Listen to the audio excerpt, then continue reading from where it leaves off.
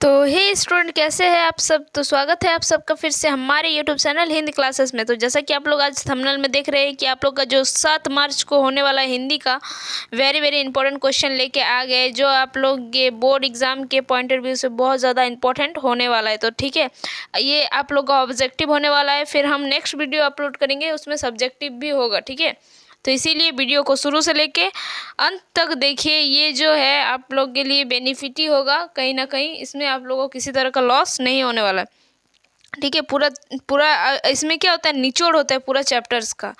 तब हम क्या देखें, तब हमको पता चलता है कि मेरा तैयारी किस प्रकार है। ठीक है, तो चलिए वीडियो को शुरू करते हैं।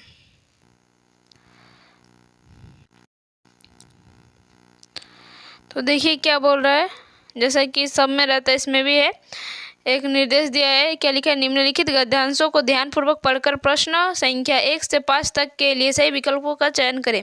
क्या लिखा है, साहस की जिंदगी सबसे बड़ी जिंदगी होती है। ऐसा जिंदगी की सबसे बड़ी पहचान यह है कि वह बिल्कुल निडर, बिल्कुल बेखौफ होती है। साहसी मनुष्य की पहली पहचान यह है कि वह इस बात की चिंता नहीं करते कि तमाशा देखने वाले लोग उसके बारे में क्या सोच रहे हैं। फिर क्या बोल रहा है, जनमत की उपेक्षा करके जीने वाले आदमी दुनिया की असली ताकत होती है। और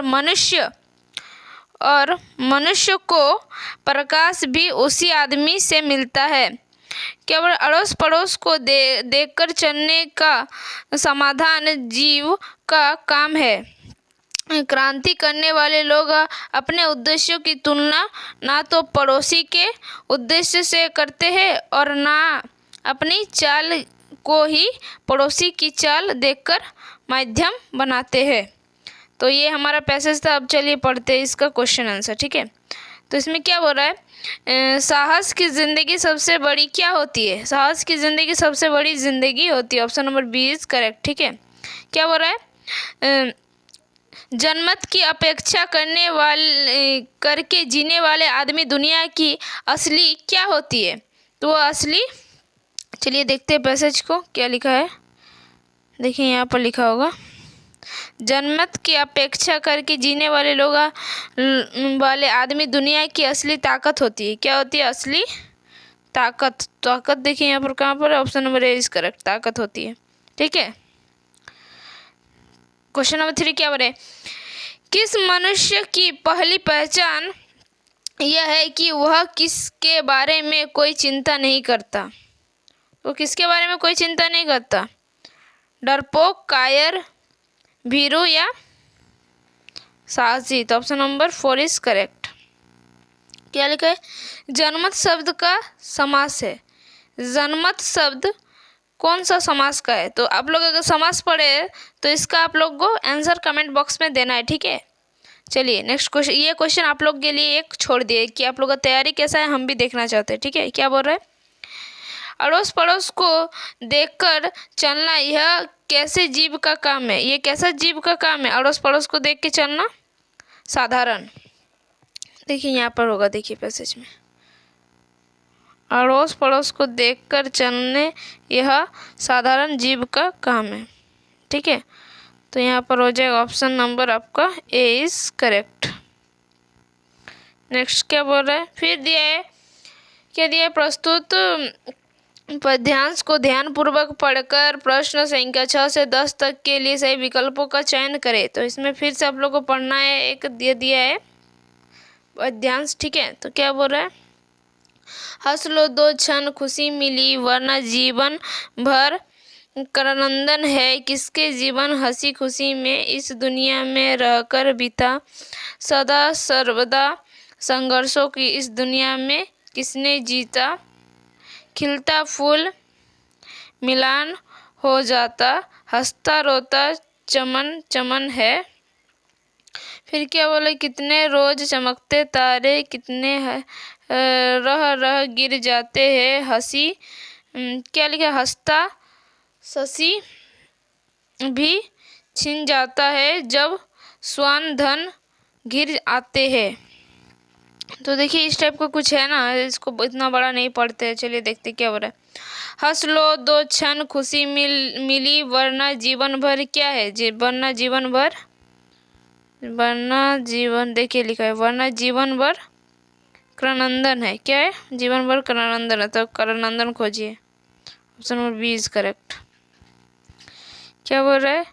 दूर तलक किसकी गाथा है? दूर तलक किसकी गाथा है? तो चलिए यहाँ पर खोजते हैं। दूर तलक किसकी गाथा है? देखिए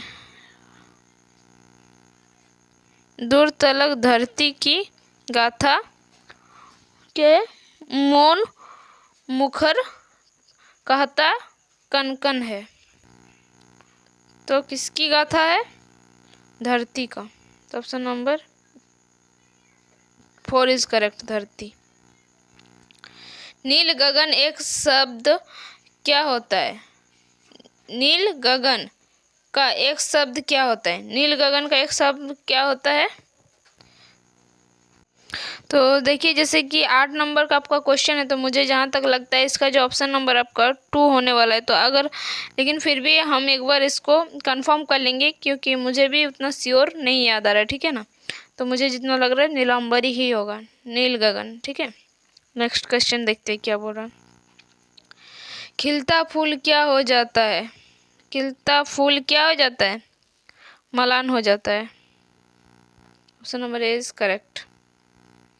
जब, क्या बोल रहे, देखिए क्वेश्चन नंबर 10 क्या बोल रहे, जब श्वान घिन घिर जाते हैं तब कौन छिप जाता है? कौन छिप जाता है? जब सावन घिन घिर जाते हैं तो कौन छिप जाता है? देखते हैं, देखिए पैसेज में होगा।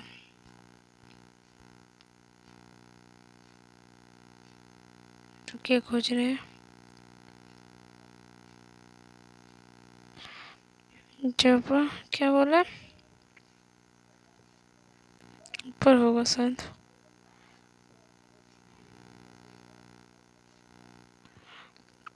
कितने रोज चमकते तारे कितने रह रह गिर जाते हैं, हंसता शशि को छिप जाता है जब श्वान घिन घिर आते हैं। जब श्वान घिर घिर आता है तो ढलता सूरज।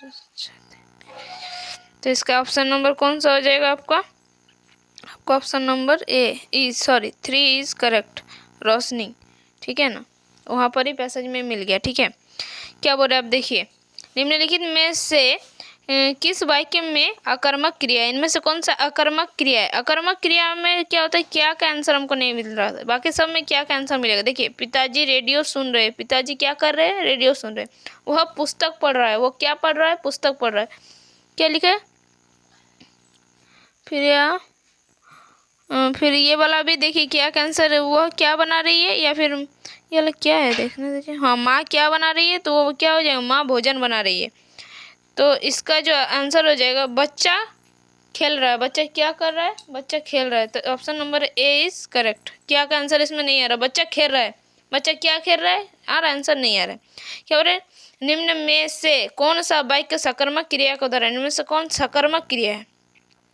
सकर्मक जिसमें क्रिया, हम क्या बोले, जिसमें क्या का आंसर मिलेगा? मैं खेल रहा हूँ, मैं क्या खेल रहा हूँ पता नहीं चल रहा है। वह पढ़ रहा है, वो क्या पढ़ रहा है नहीं पता चल रहा है। चिड़िया उड़ रही है, वो क्या उड़ रही है पता नहीं चल रहा है।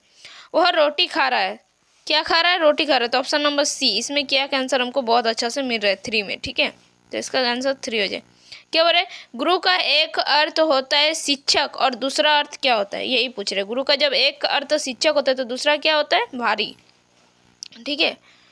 क्या बोल रहे, देखिए निम्न में से कौन सा श्वेत का अनेकार्थी शब्द नहीं है? श्वेत का कौन सा अनेकार्थी शब्द नहीं है? तो श्याम जो होता है वो श्वेत का अनेकार्थी शब्द नहीं है। तो ऑप्शन नंबर इसका ए इज करेक्ट। बाकी सब है, ये भी है, ये भी है, ये भी है, ठीक है। क्या बोल रहा है, आजीवन कौन सा समास है? आजीवन कौन सा समास है? तो वो एक अव्ययभाव समास है, अव्ययभाव समास है, ठीक है। फिर क्या बोल रहा है, रचना के आधार पर वाक्य के कितने भेद होते हैं? रचना के आधार पर वाक्य के 3 भेद होते हैं। कितने भेद होते हैं? 3, ना ही 4, ना ही 5, ना ही 2, ठीक है। मेरा इच्छा है कि मैं डॉक्टर बनूं, यह कौन सा वाक्य ये पूछ रहा है, ठीक है।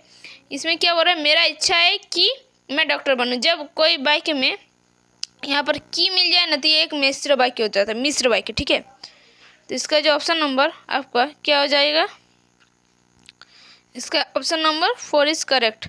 पिताजी के द्वारा अखबार पढ़ा गया, वह क्या वाच्य है ये पूछ रहा है। पिताजी के द्वारा अखबार पढ़ा गया, यह कौन वाच्य है, तो ये हमारा कर्म वाच्य। कौन सा वाच्य, कर्म वाच्य। कृत वाच्य भी नहीं है और भाववाच्य भी नहीं है, ठीक है। नेक्स्ट क्वेश्चन क्या है, विद्यालय घर के डैश से सही अव्यय पद को चुने। विद्यालय घर से, अब हमको यहाँ पर बैठा के देखना है कि कौन सा वाला सुनने में अच्छा लग रहा है। विद्यालय घर के निकट है, विद्यालय घर के दूर है, नहीं अच्छा लग रहा है। विद्यालय घर के दूरी है, नहीं है।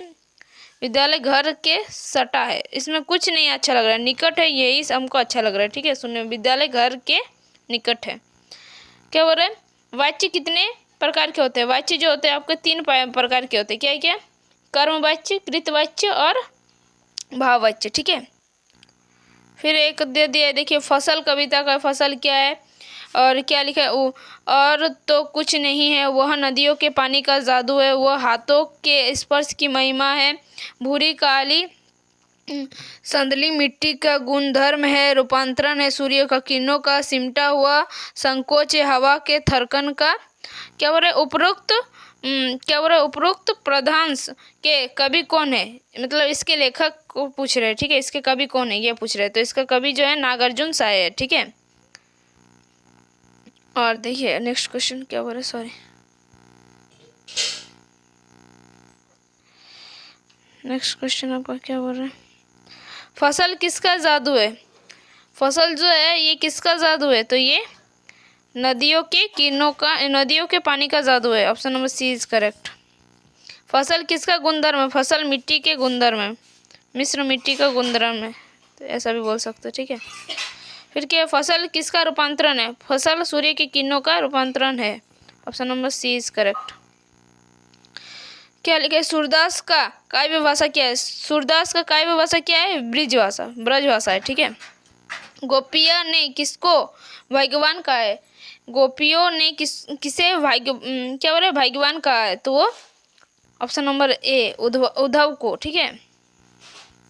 फिर नेक्स्ट क्वेश्चन क्या बोल रहा है, उत्साह कविता में कवि ने किसे गरजने को कहा है, किसे गरजने को कहा है, तो बादल को। उत्साह कविता में कवि ने किसे गरजने को कहा है, बादल को। आकाश को भी नहीं, आंधी को भी नहीं, सागर को भी नहीं, ठीक है। Option number B is correct.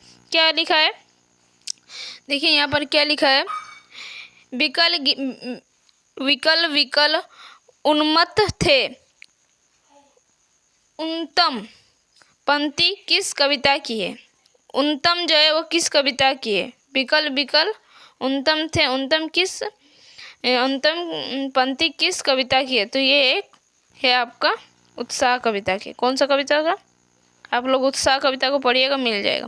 अब हवलदार साहब कौन सा चैप्टर में है, नेताजी का चश्मा में। तो क्या बोल रहे हैं, प्रस्तुत क्या बोल रहे, प्रस्तुत गद्यांश के लेखक कौन है, प्रस्तुत गद्यांश के लेखक कौन है, Swayam Prakash. Option number A is correct. और नेक्स्ट आप लोग आज का लास्ट क्वेश्चन क्या होने वाला है, हवलदार साहब को क्या अच्छा नहीं लगा, पान वाले का पान खाना, तो ये तो नहीं हो जाएगा। पान वाले के द्वारा एक देशभक्त का मजाक उड़ाया जाना, कैप्टन के द्वारा चश्मा पहनाना, या मूर्तिकार के द्वारा चश्मा नहीं बनाया जाना। तो ऑप्शन नंबर बी, क्या जो हवलदार साहब थे उसको ये अच्छा नहीं लगा कि पान वाले जो है थे वो एक देशभक्त का मजाक उड़ा रहे थे, तो option number B is correct answer, ठीक है। तो बस आज के लिए इतना ही, फिर मिलते हैं नेक्स्ट वीडियो में, तब तक के लिए बाय बाय, टेक केयर, जय हिंद, वंदे मातरम।